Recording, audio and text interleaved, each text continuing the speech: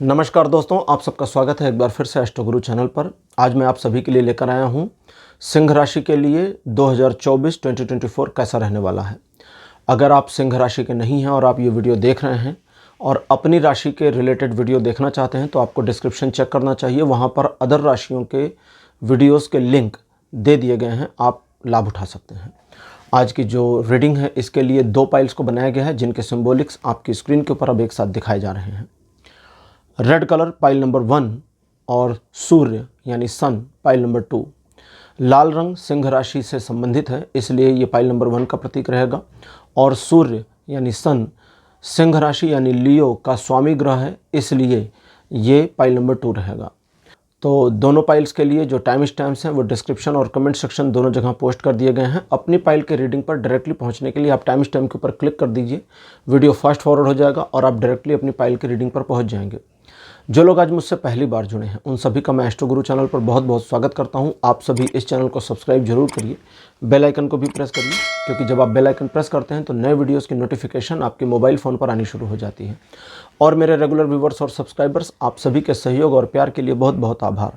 आगे बढ़ने से पहले आप सभी को बता दूं कि मैं एक प्रोफेशनल एस्ट्रोलॉजर, एक प्रोफेशनल टैरो रीडर भी हूं। तो आपकी स्क्रीन पर ये नंबर जो आ रहा है इसके ऊपर आप संपर्क कर सकते हैं अगर आपको अपने लिए एक पर्सनल टैरो रीडिंग सेशन चाहिए या आप अपनी कुंडली मुझे दिखाना चाहते हैं। ये व्हाट्सएप नंबर है तो इस पर आपको कॉल नहीं करना, इस पर मैसेज करिए। मैसेज के थ्रू सारी इन्फॉर्मेशन मेरी टीम मेंबर आपको प्रोवाइड करेगी और आपकी हेल्प करेगी मेरे साथ आपके सेशन को बुक करने में।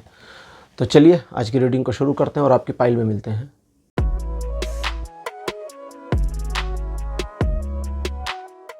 हेलो पाइल नंबर 1, आप सबका स्वागत है आपकी रीडिंग में। आपने लाल रंग को चुना था एज अ पाइल सिंबॉलिक। मेरे बगल में लाल रंग की फ़ोटो लगा दी गई है यानी रेड कलर।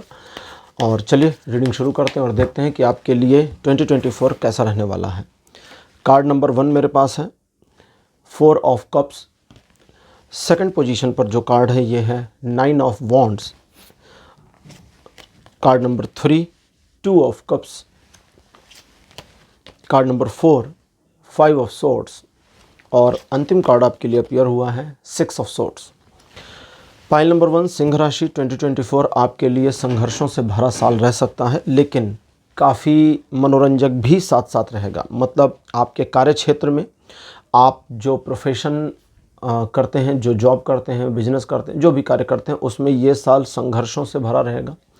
इस साल कई सारी सिचुएशंस आपको मैनेज करनी पड़ेंगी, हैंडल करनी पड़ेंगी और कई सारे मामलों को टैकल करना पड़ेगा, कई सारे लोगों से निपटना पड़ेगा। इस साल आप पहले से किसी भी मामले में कोई परसेप्शन ना बनाए। एक सिक्का होता है हाथ में, सिक्के को उछालेंगे हेड आएगा या टेल।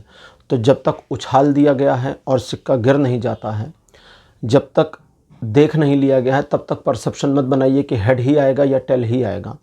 जो भी आएगा उसके अकॉर्डिंग काम करिएगा, यानी आप हेड और टेल दोनों के लिए मन को तैयार रखें। इस साल ये ज़रूरी है क्योंकि सिचुएशन में हार और जीत दोनों होती है। जीतने का ख्वाब हम सभी देखते हैं, सपने सभी देखते हैं, उम्मीद सभी करते हैं, लेकिन कई बार अगर हम हार के लिए तैयार नहीं हैं तो एक ऐसी घोर निराशा का सामना करना पड़ सकता है या पड़ जाता है जिससे हम उबर नहीं पाते और फिर डिप्रेशन का दौर शुरू होता है। तो वो आपको नहीं चाहिए, वो आपको ना मिले, इसके लिए इस चीज़ की तैयारी करनी है। आपको ऐसा लग सकता है इस साल के शुरुआत में कि ये साल आपके लिए थोड़ा कम अच्छा जा रहा है या इस साल चीज़ें सिचुएशंस आपके अकॉर्डिंग नहीं चल रही, ईश्वर आपकी मदद नहीं कर रहे। तो ये सब कुछ आपका परसेप्शन है और गलत परसेप्शन है। चीज़ें ठीक हैं, बस आप सही ढंग से ऑपरेट नहीं कर रहे हैं, हेजिटेट हो रहे हैं या किसी स्पेसिफिक समय का इंतज़ार कर रहे हैं कि जब समय हो जाएगा तब मैं ये काम करूँगा, फला चीज़ मेरे पास आ जाए तब मैं इस काम को शुरू करूँ।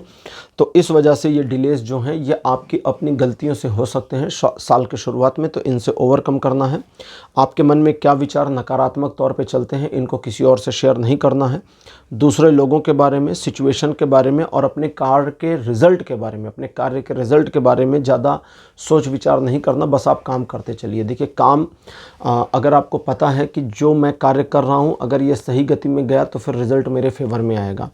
अब रिज़ल्ट फेवर में आएगा ही आएगा या नहीं आएगा ही नहीं आएगा, इसको लेकर के बहुत ज़्यादा चिंता नहीं करनी है आपको। इस चीज़ को समझ लें क्योंकि अगर चिंता करेंगे तो आपका मन आपको एक ऐसे परसुएशन में डाल देगा जहां आप डिप्रेस होते चले जाएंगे और आपकी नकारात्मकता, नेगेटिविटी को अट्रैक्ट करना शुरू कर देगी।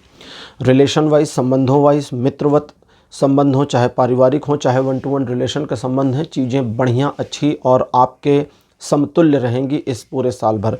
कुछ एक मामलों में दूसरों के साथ छोटे मोटे आर्गुमेंट्स हो सकते हैं, लेकिन आपको उनमें उलझना नहीं है। आपको कुछ एक बाधाओं का सामना करना पड़ सकता है, लेकिन आपको पीछे नहीं हटना है, तो आपको सफलता मिलेगी। इन चीज़ों के अलावा जून का महीना बीतने के बाद काफ़ी सारी सिचुएशन आपके लिए स्मूथ हो जाएगी, और आफ्टर जून यानी जुलाई से लेकर दिसंबर तक का जो समय आपका रहेगा, उसमें आपको कुछ एक मामले या ज़्यादातर मामलों में शुरू में ऐसा लग सकता है कि थोड़ा संघर्षात्मक स्थितियों का सामना करना पड़ेगा, लेकिन जैसे जैसे आप आगे बढ़ते जाएंगे संघर्ष वैसे वैसे हल्के होते जाएंगे, आप यूज्ड टू होते जाएंगे और चीज़ें आपके अकॉर्डिंग मूव होती और आपके फेवर में आती चली जाएंगी। तो सिंह राशि पाइल नंबर 1 ये था एक नज़र में, एक ग्लैंस में कि आपका 2024 कैसा रहेगा। अब लेते हैं ओशो ज़ेन टैरो कार्ड और देखते हैं कि आपके लिए लाइफ के अलग अलग एस्पेक्ट में ओशो ज़ेन टैरो कार्ड क्या इन्फॉर्मेशन दे रहे हैं। लव रिलेशन के लिए कार्ड जो अपीयर हुआ है ये है पॉलिटिक्स। देखिए, प्यार में पॉलिटिक्स का आना ये थोड़ा बुरा हो सकता है, लेकिन कभी कभी मज़ेदार भी होता है। मज़ेदार कैसे होता है उस चीज़ को, बुरा कैसे होता है ये तो समझ ही गए कि भाई प्यार में हम राजनीति खेलें, जिससे प्यार कर रहे हैं उसके साथ में, तो ये बुरा है। लेकिन अब ये मज़ेदार कैसे होगा उसको समझें, उसके लिए मेरी आइडियोलॉजी को फॉलो कर लीजिए। मेरी आइडियोलॉजी है कि लव इज़ वन साइडेड, प्यार हमेशा एक तरफा होता है। मैं अपने प्यार के लिए जिम्मेदार हूँ, वो अपने प्यार के लिए जिम्मेदार है। मैं उससे प्यार करता हूँ, वो मुझसे प्यार करती है, हम दोनों एक दूसरे से प्यार करते हैं, हो गया वर्तुल पूरा। वर्तुल मतलब चक्र, ठीक है। इसको ऐसे समझे, कोई पर्सन किसी से प्यार करता है तो आधा चक्र बना, दूसरा पर्सन उसी से प्यार करता है तो आधा चक्र बना। दोनों चक्र अगर आपस में मिल जाएंगे तो वर्तुल पूरा हो जाएगा और दोनों के बीच में प्यार रहेगा। तो यहाँ आपको अपने प्यार की चिंता और परवाह ज़्यादा करनी है इस साल की। आप जो प्यार अपने जीवन साथी या अपने लवर को दे रहे हैं या दे रही हैं, या उसके प्रति जिस प्यार की प्रदर्शना आप कर रही हैं, जो आप शो आउट कर रहे हैं, उसको लेकर के आप कितना वेरीफाइड हैं कि ये प्रदर्शन प्रेम का सेटिस्फाई कर देगा मेरे पार्टनर को। अगर आप इस चीज़ में डाउटफुल हैं कि आपके द्वारा उतना प्रदर्शन नहीं हो पा रहा, प्रदर्शन का मतलब साथी के प्रति, दुनिया के प्रति नहीं, दुनिया में जाकर नहीं चिल्लाना आई लव दैट पर्सन, ठीक है, उससे बताना आई लव यू, दोनों में अंतर है। तो आपके साथी का आपके ऊपर भरोसा जमता चला जाए इस बार। इसके लिए आपको अपने साथी को अपने प्यार के लिए, और प्यार भी कैसा, जो सचमुच आपको प्यार है, वो वाला प्यार नहीं जहां आप अपने साथी को बस इस्तेमाल करने के लिए प्यार की प्रदर्शना कर रहे हैं, क्योंकि वो वाले मामले पकड़ में आ जाएंगे उसके कि इसे मुझसे प्यार नहीं है, लेकिन बस अपने फ़ायदे के लिए जुड़ रहा या जुड़ रही है। लेकिन जहां आपको सचमुच उससे प्यार है वहां आपको थोड़ा शो आउट भी करना पड़ेगा, क्योंकि जब तक आप शो आउट नहीं करेंगे सामने वाले को पता नहीं चलेगा कि आपको उससे कितना प्यार है। तो इस चीज़ में थोड़ा सा आपको डिप्लोमेटिक चलने की ज़रूरत पड़ेगी। फैमिली रिलेटेड मैटर पर कार्ड अपीयर हुआ है कंपैरिजन। कंपैरिजन का कार्ड कहता है कि आपके परिवार के एक सदस्य से दूसरे सदस्य के बीच में जो भी मंतव्य हैं, जो भी विचार हैं, जो भी आइडियोलॉजी है, ज़रूरी नहीं वो मैच हो। आपकी और आपके परिवार के दूसरे सदस्यों की सोच में भिन्नता हो सकती है, और बिल्कुल ऐसे ही उनकी सोच में आपकी सोच के प्रति भिन्नता हो सकती है, अलग हो सकती है। इस चीज़ को पहले तो स्वीकार कर लें। दूसरा, आप जैसे हैं वैसे रहें। अपने परिवार के प्रति अपने कर्तव्यों का निर्वहन करने में इस साल आप सफल रहेंगे, और जिस तरह से आप रिलेशन को ग्रो करना चाहते हैं वो हो जाएगा। लेकिन अगर आप एक एक्सपेक्टेशन कर रहे हैं कि आप अपने परिवार के सदस्यों के व्यवहार में, सोच में बदलाव कर ले जाएंगे, तो आप गलत हैं। और अगर आपका परिवार सोच रहा है कि आपके व्यवहार में और आपके सोच में बदलाव वो कर ले जाएंगे, तो गलत है। आपके प्रति प्रेम की वजह से वो अपने व्यवहार में बदलाव कर ले जाएं, इसकी पॉसिबिलिटी है, और उनके प्रति प्रेम की वजह से आप अपने व्यवहार में परिवर्तन कर ले जाएं, इसकी पॉसिबिलिटी भी बनी हुई है। तो कुल मिलाकर ये एक पॉजिटिव सिचुएशन दिख रही है। फिनेंशियल मामलों में कार्ड अपीयर हुआ है स्ट्रेस का। ये कार्ड का नाम तो स्ट्रेस है, लेकिन ये कहता है कि फिनेंशियल मामलों को बहुत ही लाइट वेटेड तरीके से लेना है, और बहुत हैवी वेट स्ट्रेसफुल माइंडसेट में नहीं लेना है। फाइनेंशियल मामलों में चीज़ों को बस एक सिस्टमेटिक वे में ऑपरेट करते चले जाएं, और उसमें ज़्यादा हिला हवाली ना करें, ज़्यादा इधर उधर ना करें। जैसे मान लें कि आप अपने जो भी सेविंग्स हैं, पैसे हैं, उनको एक स्पेसिफिक वे में सेव करते हैं और वो स्पेसिफिक वे अभी तक आपको कोई नुकसान नहीं दिया, तो बस उसी पर चलते रहिए, इसमें ज़्यादा दिमाग लगाने की ज़रूरत नहीं है। यानी जो राह अभी आपने पकड़ी उसमें बदलाव की ज़रूरत नहीं, दूसरे लोगों की बात पर बदलाव की ज़रूरत नहीं, और किसी को देख कर कि भाई फलाने ने तो शेयर मार्केट में पैसा लगाया, लाखों रुपया कमा लिया, हम भी लगा दें, हमारा भी हो जाएगा। उसका पैटर्न अलग था, आपका पैटर्न अलग है, उसके दांव अलग हैं, आपके दांव अलग है, उसका सोचना अलग, आपका सोचना अलग है, उसका एंटर और एग्जिट का तरीका अलग, आपका एंटर और एग्जिट का तरीका अलग होगा। बहुत सारे लोग होते हैं ना शेयर मार्केट में कहते हैं नुकसान हो जाता है, तो ऐसे ही बहुत सारे लोग होते कहते हैं कि हम फिक्स्ड डिपॉजिट करते हैं, अगर हमने प्रॉपर्टी में लगाया होता तो इतना होता। कुछ लोग प्रॉपर्टी में लगाते कहते हैं हम बैंक में लगाए होते तो ये हो जाता। बहुत सारी चीज़ें होती, जो वे आप अपना रहे हैं अपने फिनेंसेस को मैनेज करने के लिए, उसी वे पर बने रहें। कुछ और नया करने की ज़रूरत इस साल नहीं है, चीज़ें अपने आप सेटल होती चली जाएंगी, फिक्स होती चली जाएंगी। ऑक्यूपेशन से जुड़े मामले यानी आपके प्रोफेशन से जुड़े मामलों में है क्लींजिंग द पास्ट। तो ये कहता है प्रोफेशनल मामलों में, जॉब के मामलों में, बिजनेस के मामलों में आपने पास्ट में जो भी गलतियां कर दी थीं, वे गलतियां इस साल भी दोहराई जावें, इसकी कोई बाध्यता तो नहीं है, ज़रूरी नहीं है कि आप वही वही गलतियां कर दें।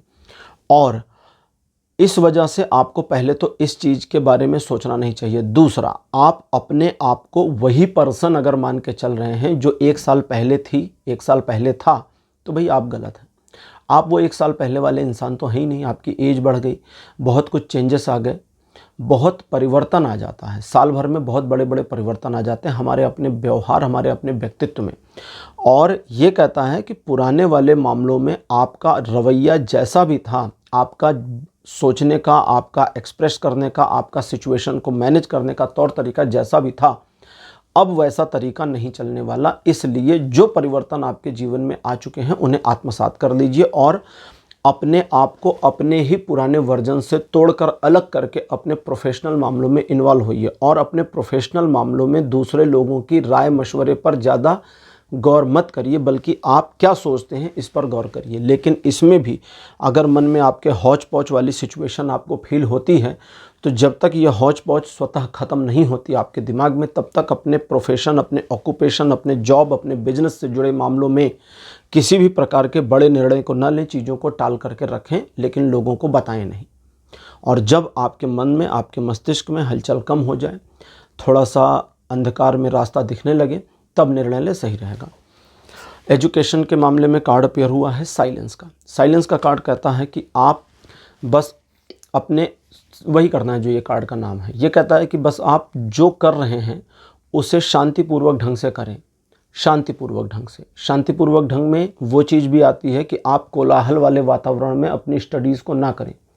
कई बार ऐसा होता है कि फैमिली छोटी होती है, घर छोटा होता है और घर में जगह कम होती है, तो एक तरफ चैंचे पोपो चल रही होती है और एक तरफ कोई पढ़ रहा होता है। तो उस पढ़ने वाले को चाहिए कि अपने टाइम को मैनेज करे अलग ढंग से।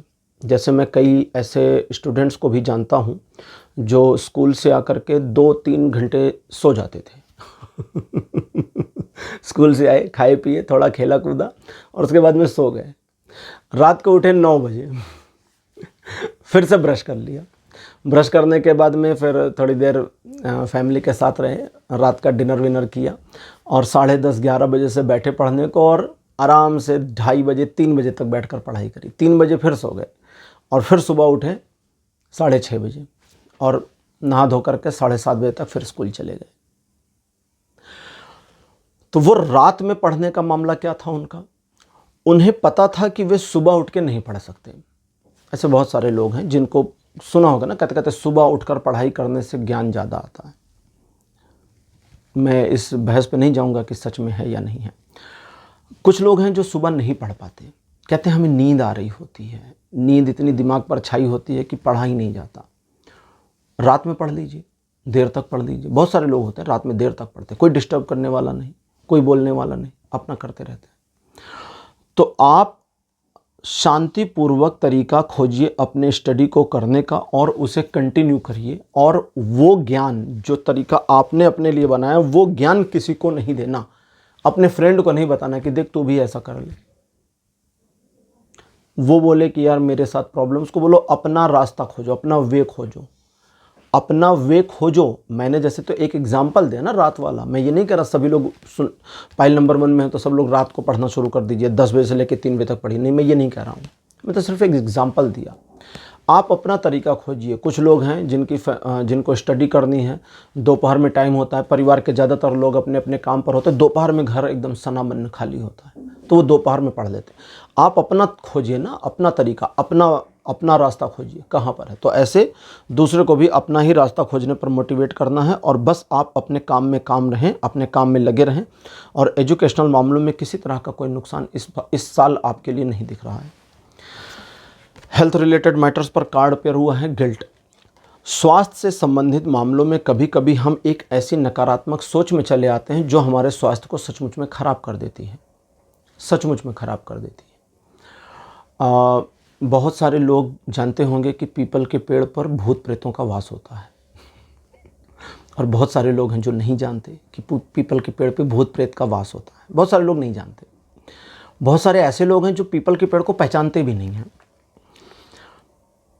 जो लोग नहीं पहचानते उनके साथ कुछ नहीं होता, जो लोग नहीं जानते कि पीपल के पेड़ पे भूत प्रेत का वास होता है उनके साथ कुछ नहीं होता, जो लोग जानते हैं उनके साथ भी नहीं होता।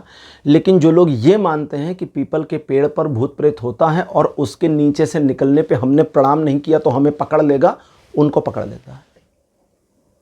तो कोई भूत नहीं पकड़ता, उनकी सोच उनको पकड़ लेती है, क्योंकि घर जाके सोचते हैं हाय दैया हमने नमस्ते नहीं किया, हमने पानी नहीं डाला, हम वहाँ रुके नहीं और फिर अब ये हमको पकड़ेगा, तो वो सचमुच पकड़ लेता है। फिर वो झाड़ फूंक करने से ठीक हो जाता है। अब मैं झाड़ फूंक पर नहीं जाऊँगा, ठीक है, उसको छोड़ दें। एक अपराध बोध की भावना आपको बीमार कर सकती है।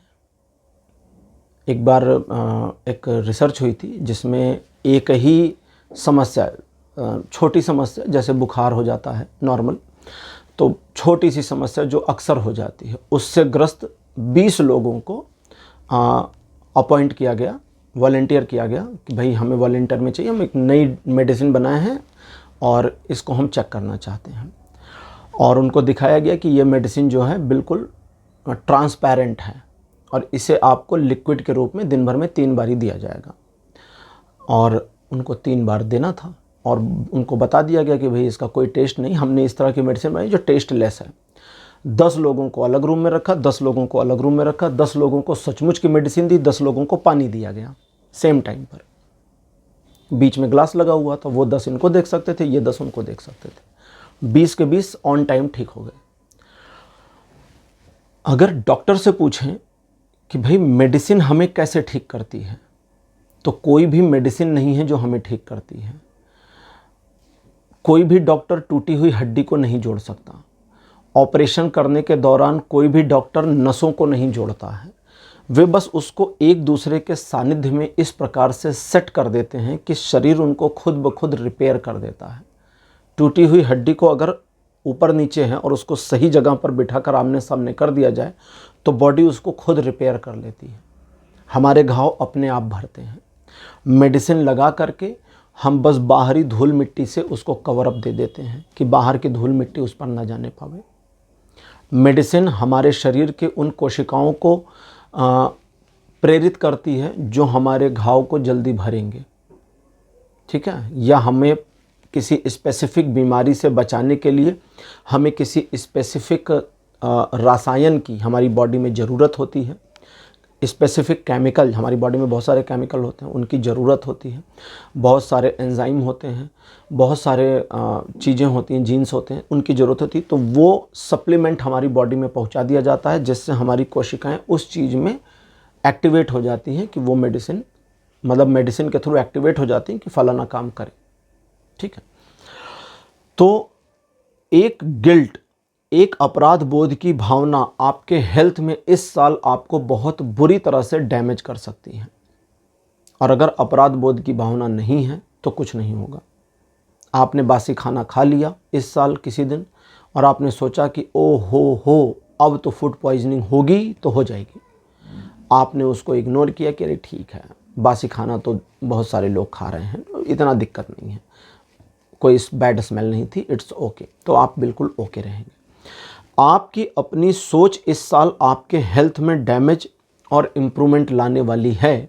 कुल मिलाकर के सारांश ये है।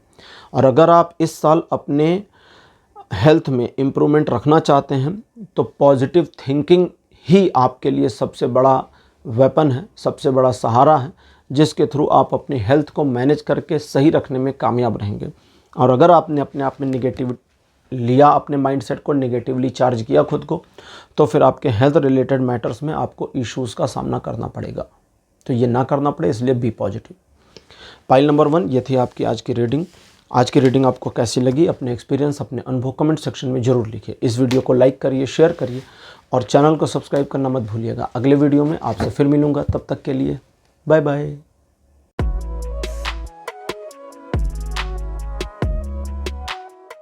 हेलो पाइल नंबर 2, आप सबका स्वागत है आपकी रीडिंग में। आपने सूर्य यानी सन को चूज़ किया था पाइल नंबर 2 के सिंबॉलिक के रूप में। मेरे बगल में सूर्य देव की फोटो लगा दी गई है। सिंह राशि के स्वामी ग्रह सूर्य हैं। सूर्य को हम जो भी माने, भारतीय ज्योतिष ग्रह मानता है। जैसे चंद्रमा को हम ग्रह मानते हैं, अब साइंस उसको उपग्रह माने वो दूसरी बात, लेकिन भारतीय ज्योतिष उसको ग्रह ही मान के चलता है। Card number 1 6 of cups.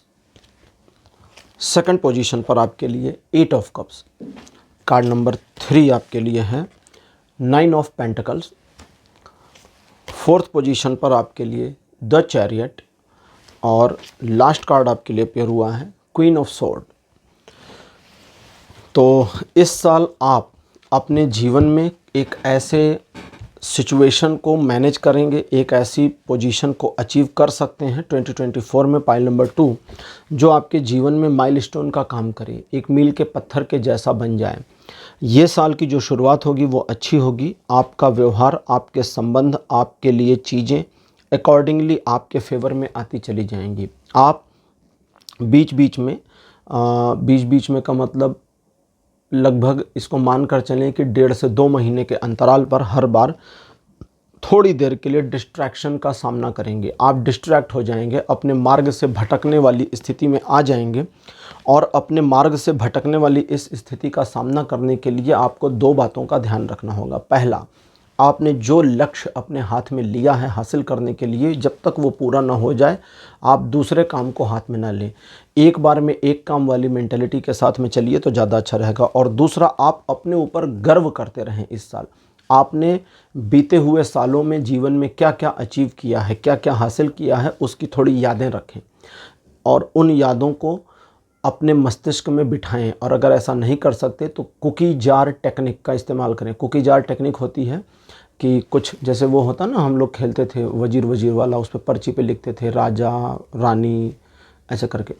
तो ऐसे कुछ पर्चियाँ बना लें, सचमुच ये करना चाहिए। या अपनी किसी डायरी पर या अपने मोबाइल के नोट्स में, कहीं पर भी आप पर्ची बना लें या नोट्स में कर लें, कहीं भी कर लें, आप उसको करें।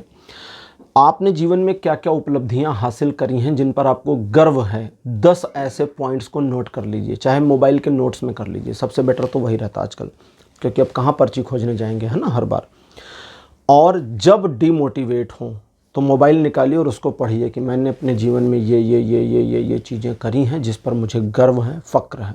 और उससे आपका मोटिवेशन फिर से बूस्ट अप हो जाएगा। तो इस साल एक काम ये करना है। दूसरा, आपके डिस्ट्रैक्शन का जो सोर्स होगा, मन भ्रमित जिस वजह से होगा, वो वजह बेवजह नहीं होगी, इसलिए उसे नोट कर लीजिए।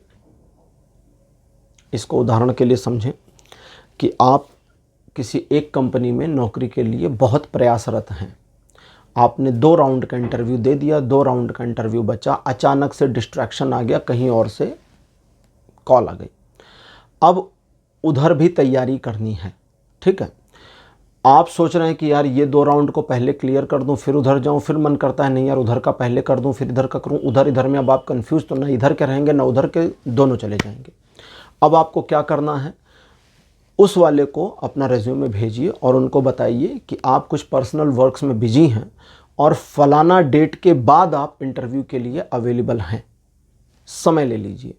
या इनके इंटरव्यू डेट के साथ में क्लैश ना करते हुए, आपके काम में व्यवधान ना डालते हुए, आपकी तैयारियों में कोई भी डिस्टर्बेंस ना होते हुए जो सूटेबल डेट है वो डेट उनके साथ में फिक्स कर लीजिए। इधर की तैयारी पूरी कंप्लीट करिए और इधर पूरा प्लान बना दीजिए करने का। लेकिन वो जो दूसरा वाला है वो भी बहुत अच्छा एक तरह से समझे तो अपॉर्चुनिटी है, अभी ऑफ़र तो है नहीं, अपॉर्चुनिटी है, उस पर भी काम कर सकते हैं भविष्य में, तो उसे निगलेक्ट नहीं करना है। ये चीज़ को याद रखिए। आप जिस एक दिशा में आगे बढ़ रहे हैं, दूसरी दिशा की ओर जो भी ध्यान आ रहा है वो दूसरी दिशा वाला भी बहुत बढ़िया है, लेकिन उस पर अभी काम नहीं करना, पहले इसको पूरा करना है। पहले ये वाला पूरा करिए फिर उधर, लेकिन दूसरे वाले को इग्नोर नहीं करना है, उसे नोट कर लीजिए, उस पर बाद में काम करना है। इस चीज़ को समझिए। अगली चीज़ है कि इस साल आप आर्थिक रूप से प्रगति करेंगे, फाइनेंशियल ग्रोथ के साथ साथ आपको प्रॉस्पेरिटी में भी काफ़ी इम्प्रूवमेंट देखने को अपने जीवन में मिलेगी। किसी एक सिचुएशन का सामना करने को लेकर के मन में चल रही उधेड़बुन, मन में चल रहे डिस्टर्बेंस का आपको थोड़ा सा आभास होगा, जो कि चौथे से 7वें महीने के बीच में हो सकता है, लेकिन इस दरमियान आप अपने आप को सिचुएशन से बाहर निकालने में कामयाब हो जाएंगे। और जुलाई का महीना बीतने के बाद तक एक ऐसी सिचुएशन बन चुकी होगी, यानी जुलाई तक बन चुकी होगी, तो जुलाई के बाद आप जब आत्मसात करेंगे, स्वयं को देखेंगे, तो आप अपनी क्षमता, अपनी कैपेबिलिटी में काफ़ी इम्प्रूवमेंट काउंट कर पाएंगे, मेज़र कर पाएंगे।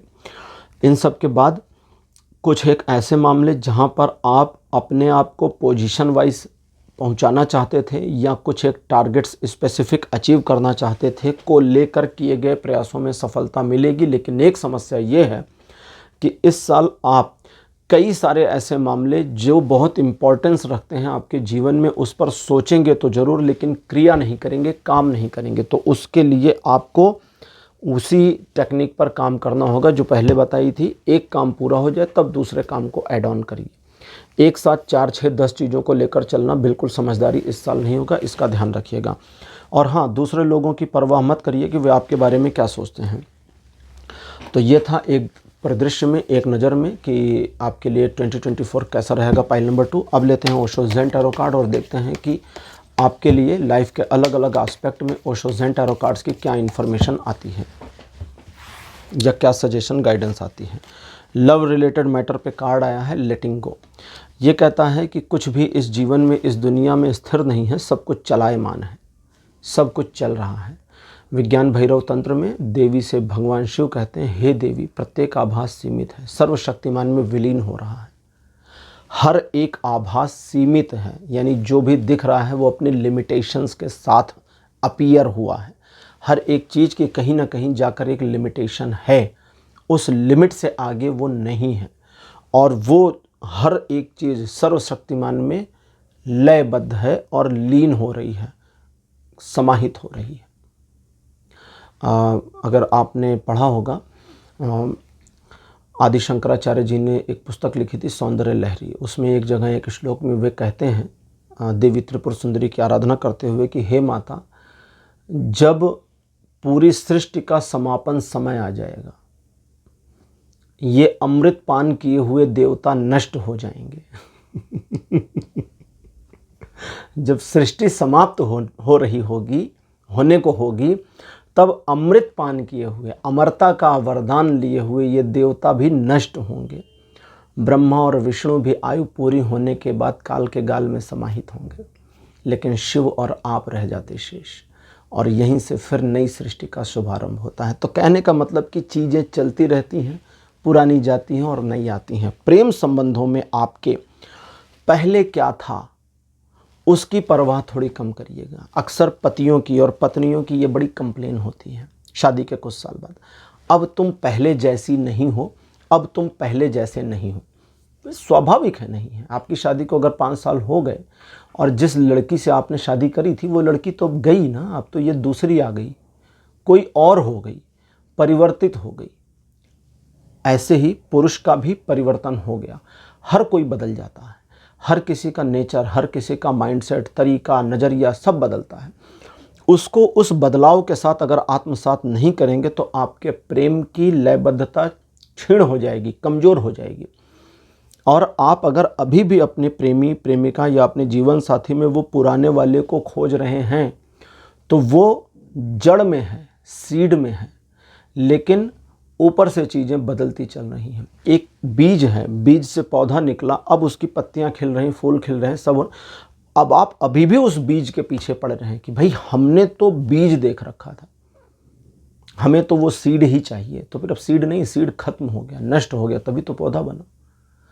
तो हमारा व्यक्तित्व, हमारा पूरा जीवन ऐसे ही चलता है।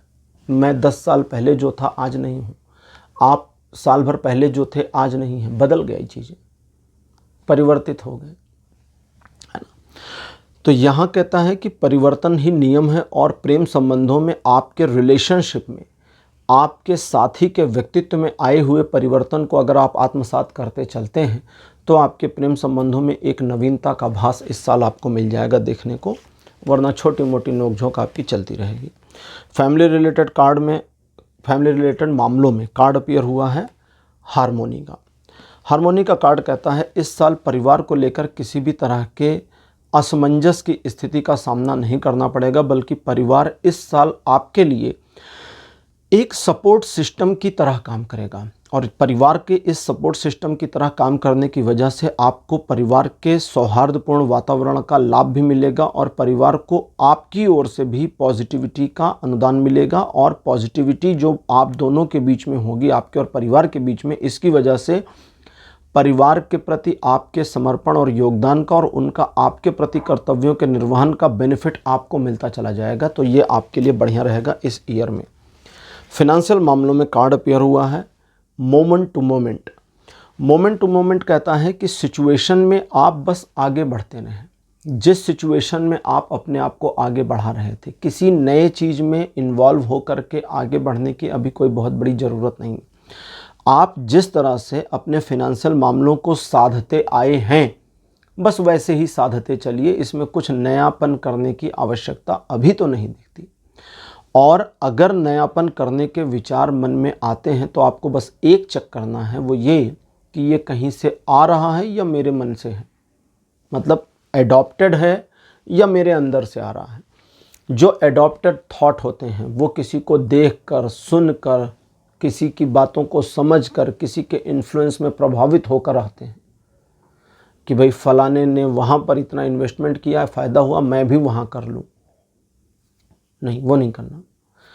तो जो अंदर से आए वही पर आपको रिलाय करना, उसी पर काम करना, सक्सेस मिलेगी। जो बाहर वाले हैं उनको छोड़ के चलना है। ऑक्यूपेशन से जुड़े मामलों में कार्ड अपीयर हुआ है इंटीग्रेशन। तो ये कहता है कि इस साल आपके व्यवसाय में, जॉब में, या जो भी आप प्रोफेशन करते हैं उसमें बहुत इम्प्रूवमेंट आपको प्राप्त हो जाएगी, और चीज़ें, सिचुएशन आपके प्रोफेशन वाइज और ज़्यादा इम्प्रूव होंगी। और आपके लिए ये एक ऐसा साल होगा जिसमें आप प्रोफेशनली न सिर्फ एम्पावरमेंट महसूस करेंगे, बल्कि एक ग्रोथ और इम्प्रूवमेंट के भी साक्षी आप बन जाएंगे। अपने व्यापारिक या अपने प्रोफेशनल मामलों में काम करते हुए आपको सफलता और अधिक मिले इस साल, इसकी पॉसिबिलिटी है। ध्यान आपको बस इतना रखना है कि अपने प्रोफेशन से रिलेटेड रिक्वायर्ड बैलेंस बनाए रखना है, यानी जो संतुलन आपके प्रोफेशन को चलाने के लिए चाहिए वो संतुलन भर आप बनाए रखें, उसमें इधर उधर ना करें, चीज़ें आपके फेवर में बनी रहेंगी। एजुकेशन संबंधित मामलों में कार्ड आया है द बर्डन। द बर्डन समझाने के तरीकों में कई बार एक उदाहरण दिया जाता है कि अगर आप कहीं पर देख रहे हैं और आप ज़मीन पर खड़े हैं तो आपको एक सर्टेन दूरी तक चीज़ें नज़र आएंगी। कोई पेड़ पर चढ़ा है तो उसे आपसे अधिक दूरी दिखाई देगी। कोई 4 मंजिले की बिल्डिंग पर है तो उसे आपसे अधिक दूरी दिखाई देगी। और अगर कोई पंछी ऊपर है हवा में तो उसे और दूर तक ज़मीन या धरती नज़र आएगी। अब इसे हम क्या कहें? ज़मीन पर खड़े हुए व्यक्ति के लिए ज़मीन या धरती जो है थोड़ी ही दूर में जाकर ख़त्म हो जाती है, लेकिन आसमान में उड़ रहे पंछी के लिए वो बहुत दूर तक जा रही है। तो आपका नज़रिया और दूसरे का नज़रिया अलग है, इस चीज़ को समझना है। आपके एजुकेशनल मामलों में आप अपनी शिक्षा को किस तरह से समझ रहे हैं और दूसरा किस तरह से समझ रहा है, आपके पेरेंट्स किस तरह समझ रहे हैं, आपके फ्रेंड किस तरह समझ रहे हैं, आपके टीचर कैसा समझ रहे हैं, उनका नज़रिया अलग है। अपने और उनके नज़रिए के तालमेल की कोशिश मत करिए, क्योंकि ये तालमेल तो हो ही नहीं सकता, पहली बात। दूसरी, अगर वे आपसे सीनियर हैं और आपको लगता है कि उनके पास आपसे बेहतर एक्सपीरियंस है, अगर आपको पता है कि मैं पहली मंजिल पे हूँ और कोई चौथी मंजिल पर खड़ा होकर के दुनिया को देख रहा है और उसने मुझे बताया कि अच्छा वहाँ तक है और मुझे तो वहाँ तक दिखा नहीं, मुझे तो यहीं तक नज़र आया, तो मुझे मानना होगा क्योंकि मुझे पता है वो चौथी मंजिल पर उसे ज़्यादा दूर दिख रहा होगा। मैं अड़ नहीं सकता ना यहाँ पर कि नहीं भाई ये तो यहीं पर ख़त्म है 100 कदम आगे, क्योंकि मुझे 100 कदम से आगे दिख नहीं रहा, लेकिन वो चौथी मंजिल पर उसे हो सकता है 2 किलोमीटर नज़र आ रहा हो। तो जब मालूम है कि उसका नज़रिया मेरे नज़रिए से बेहतर क्यों है, तब उसकी बातों को एडॉप्ट करना है। लेकिन आप तीसरी मंजिल पर हैं और पहली मंजिल वाला आपको ज्ञान दे रहा है तो उसके ज्ञान नहीं सुनना। इस चीज़ को ध्यान रखिएगा अपने एजुकेशनल मामलों में। हेल्थ रिलेटेड मामलों में कार्ड आया है चेंज, तो ये कहता है आपको अपने रूटीन में थोड़े मोड़े परिवर्तन जो रिक्वायर्ड हैं, जिसके बारे में आपने पहले से सोचा हुआ है और बार बार सोचकर भी परिवर्तन नहीं कर पा रहे, आत्मसात नहीं कर पा रहे, उन्हें करना है। दूसरा, वे मामले जो आपको आपकी हेल्थ से रिलेटेड सेटिस्फैक्शन देते हैं लेकिन उसके बावजूद आप जानबूझ करके अपने आप को अनियंत्रित होने देते हैं, उस मामले में सुधार करने की ज़रूरत है। बस स्वास्थ्य संबंधित मामलों में ये साल आपको हील करेगा, आपके स्वास्थ्य में इम्प्रूवमेंट लाएगा और आपको काफ़ी हद तक हेल्थ रिलेटेड इश्यूज से बाहर निकाल ले जाए की पॉसिबिलिटी आती है, लेकिन थोड़ा मेहनत और काम आपको करना पड़ेगा और डिसिप्लिन बनाना पड़ेगा। तो पाइल नंबर 2 ये थी आपकी रीडिंग। आज की रीडिंग आपको कैसी लगी, अपने एक्सपीरियंस, अपने अनुभव कमेंट सेक्शन में ज़रूर लिखिए। इस वीडियो को लाइक करिए, शेयर करिए और चैनल को सब्सक्राइब करना मत भूलिएगा। अगले वीडियो में आपसे फिर मिलूँगा। Bye bye.